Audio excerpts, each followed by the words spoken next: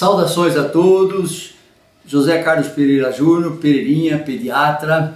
Bom, muito se fala em situações que podem comprometer as pessoas com relação ao seu risco para com o Covid.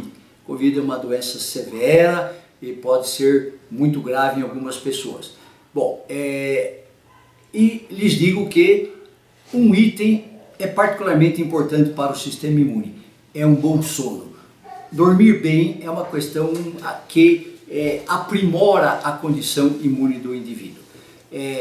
Em pessoas que tomam vacinas e são submetidos no dia anterior, no dia da vacina, quaisquer vacinas em geral, após terem dormido mal, há uma menor produção de anticorpos na pessoa em resposta àquela vacina que a pessoa tomou e que teve restrição de sono. Então o sistema imune realmente se beneficia de um bom sono.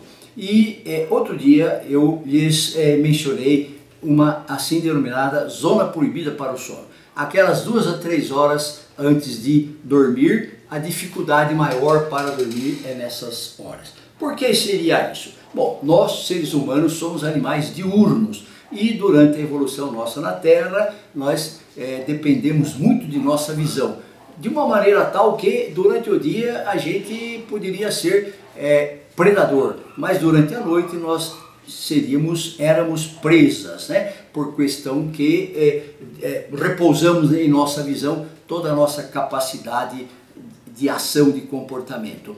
E à noite a gente então, não enxergando bem, poderíamos nos envolver em perigos decorrentes do rebaixamento da visão.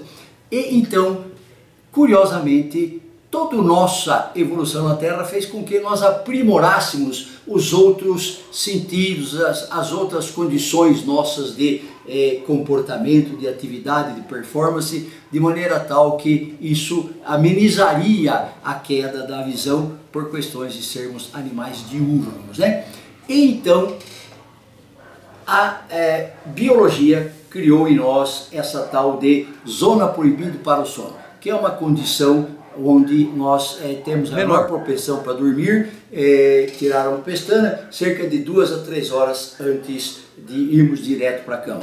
E como é que funciona a nossa sistemática entre sono e vigília e sono? Bom, impulsionando a vigília, nós temos nas partes inferiores do nosso encéfalo, nós temos centros encefálicos que direcionam para cima impulsos para enfrentarmos a vigília, para que possamos nos comportar como acordados, então trabalhando, pensando, raciocinando.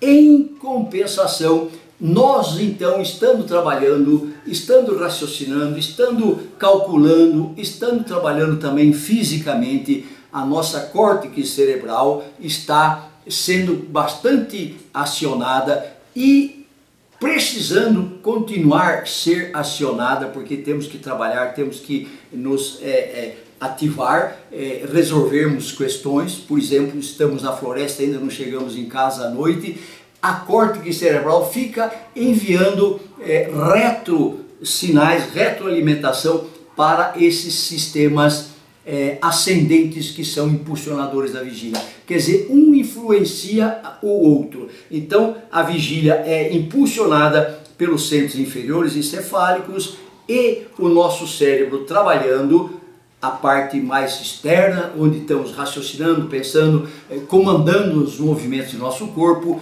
Nós, com este trabalho, desses centros cerebrais, estamos enviando um biofeedback, uma retroalimentação para os centros encefálicos inferiores. E isso daí, por sua vez, estimula mais ainda esses centros encefálicos propiciadores da vigília, impulsionarem essa vigília. Bom, quando chegávamos em casa, vindo da floresta, onde não estávamos enxergando bem, transformava-se a situação noturna, não mais de perigo. Estávamos em nossas cavernas, nossas ocas, e então nós não precisávamos mais nos preocupar, estávamos bem defendidos. E então a nossa situação de trabalho da córtex, trabalho do nosso pensamento, da nossa atividade física diminuía. Então os centros encefálicos superiores paravam de dar assim resposta de aumento de produção da vigília por parte dos centros encefálicos mais inferiores. Então os centros encefálicos mais inferiores, já nós estamos em uma situação de monotonia, parava de impulsionar a vigília e assim dormíamos.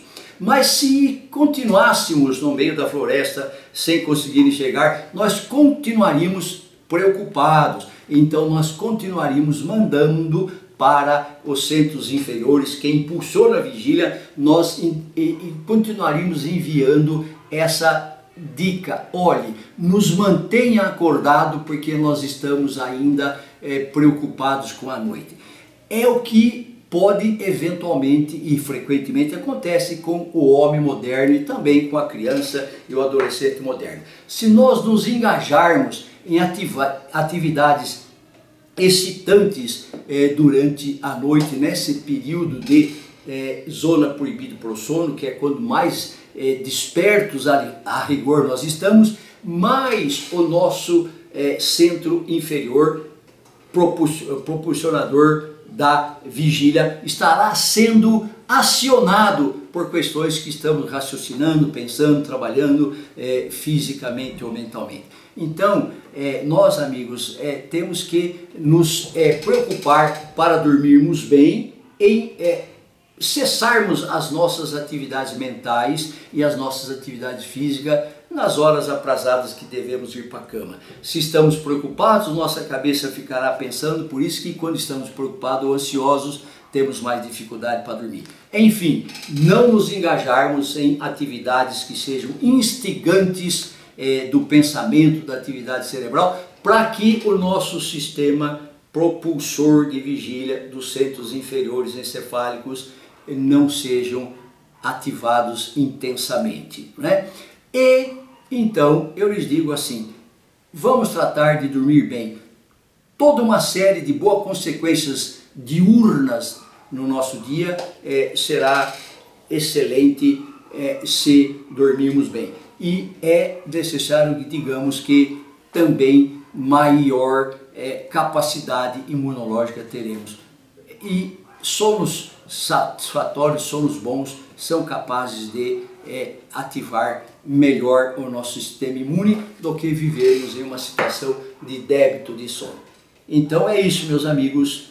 Nas horas que antecedem a ida para a cama, procurar não ativar demasiadamente nosso pensamento, nossas atividades cerebrais, ok? Boa noite a todos.